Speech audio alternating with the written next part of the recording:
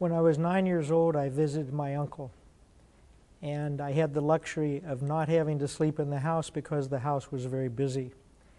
And I got to sleep in the trailer in the back, and that was my uncle's study. He was in medical school at the time, and I can still remember looking out the curtain and seeing him studying.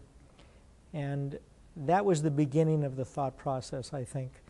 Later on, when I would go and visit him, he would take me on rounds, and that was an experience of a lifetime for a 12-year-old. And it just became a logical perception for me to proceed in that direction. I think the thing I like the best about women's medicine is that in my field it's very diverse, and most of the things we can make a lot better. Now that I'm delivering babies that I delivered, I think that the full circle of life and the joy that comes along with that really is the thing about women's medicine that is the most fulfilling. That and the satisfaction of helping people improve the quality of their life when they perceive that it's not as good as they would like. The most challenging is taking care of two patients at one time. I think it's the only specialty in medicine where you can't pass one of the people on to someone else until after you've got the baby delivered.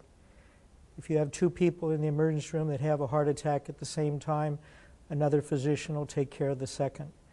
But having to take optimum care of two patients at one time is by far the most challenging aspect of what we do. I think the most memorable patient encounter were two. Telling my mother she had uterine cancer, but that she would live, which then turned out she lived 34 more years, and delivering my sister's first and second babies.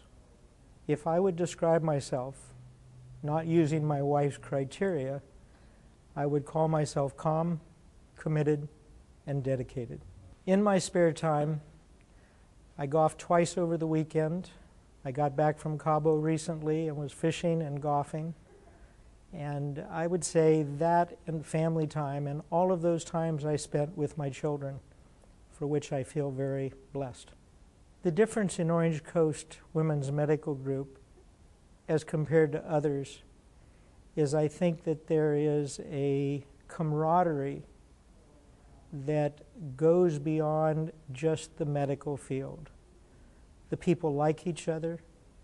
They share with each other both at a personal and a professional level, and they are always keeping their partners informed as to what will keep them from running into an unexpected situation with the patients.